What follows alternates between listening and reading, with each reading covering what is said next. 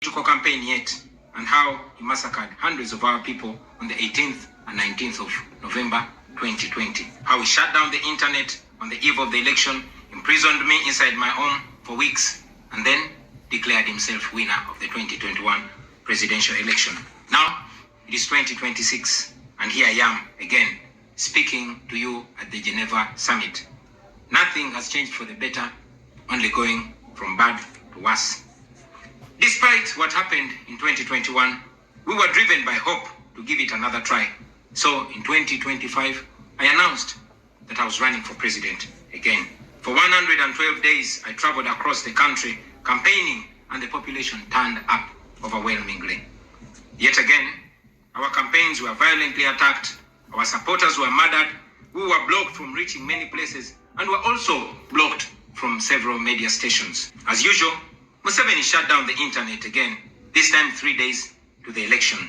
And what happened thereafter was not an election, but a military operation. The election was so rigged to the point that even at the polling station where Museveni voted for, he got much more votes than the actual registered voters in the register.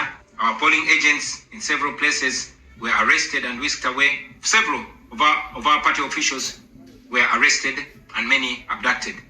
2 female deputy presidents of our political party were abducted and held incommunicado in a military barracks for 3 weeks before being thrown into a prison where they are languishing right at this moment. The military was deployed on our streets, shooting on spot whoever dared to challenge the criminality. It was under these circumstances that Museveni yet again declared himself winner of the election, this time with over 70% of the vote. Right now, I'm speaking to you while in hiding. This is because as soon as the election was finished, Museveni's son, who is also chief of the Ugandan military, issued an order to take me to him, dead or alive. The military acted on his order and raided my home. They tortured my family members, humiliated and undressed my wife, accusing her of hiding me. Meanwhile, they were recording and taking pictures of her, which the military chief later on shared on Twitter and bragged about capturing my wife. They also took over my home and surrounded it, and they are occupying my home as we speak right now. My wife and children had to flee the country for fear of their lives. I am in hiding, but I don't want to be in hiding. It was necessary though, so I can stay alive and be able to speak to you right now. I've said it before and I say it again, that I'll resurface at the right time in my country. Best deals in Uganda, just wanna perform. Hey! Click to me. They've ignored us and they've left us to the fate of dictators. When I ran for president in 2021, Museveni and his thugs denied their crimes. They killed our people and denied it. They tortured people and denied it. They raided our houses and denied it. General Museveni has been a smart dictator because he puts on a suit, goes to the West and to the UN, speaks very nicely about democracy and human rights, but realistically, he does not mean any of those. He talks about our so-called Human Rights Commission in Uganda, but the same person closed the UN Human Rights Office in Uganda 2 years ago because they dared to question him about his atrocities. Now that is how he has been able to maintain a facade of democracy for 40 years and counting. But now Museveni is 83 years old, and his 51-year-old son, Muhoozi Kainerugaba, commands our military, the Uganda People's Defense Forces, more like Uganda's defense against his own people.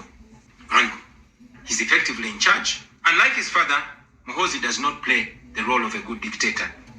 He openly and shamelessly says despicable things on social media. On Twitter, he openly confesses and brags about committing atrocities against the people of Uganda. When he was summoned by Parliament, he called Parliament a house of clowns and fools, and he threatened to arrest all of them.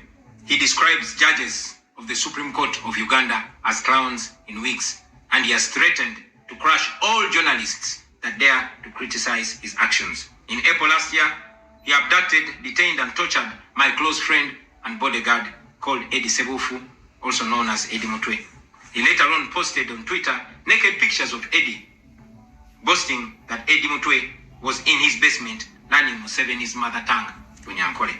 Last month, he bragged about killing 22 of my friends, and he said that he's praying that I am the 23rd person for him to kill. In other words, Museveni and his son no longer fear international retaliation for their crimes. They've been so emboldened by your lack of action. They know that they can murder their own people, imprison them, torture them, remove their fingernails, push needles down their testicles, and nothing will happen to them. Now, they're using rape as a weapon. Boys and girls, men and women, people of all ages have reported being sexually assaulted by Muhoozi's military. And it's not rare. The majority of the people that they capture and unlawfully imprison have reported being raped, whether men or women. It is no longer possible, ladies and gentlemen, for the international community to deny Museveni's violence and atrocities. It's all over social media. And today, I am talking about it to you. Now, this is our call to action. The way I see it, if the international community continues to be complacent, then Uganda will go from bad to worse. Museveni and his son's military will massacre many more innocent Ugandans. You, ladies and gentlemen, in the Western world, will be forced to grapple with millions of Ugandan refugees pouring into your countries. And maybe then, the international community will come and commiserate with the people of Uganda, just like they did after the genocide in Rwanda, but it was too late. The second option is that the international community rises to the occasion. You stand by the values that you profess, democracy and human rights. You can rein in on General Museveni and his son through targeted sanctions as well as financial and legal pressures. Ladies and gentlemen, Ugandans are not seeking for pity. Ugandans are only seeking to see the world take action against the individuals that have violated their rights for far too long. Those that have abused democracy with impunity should be the starting point.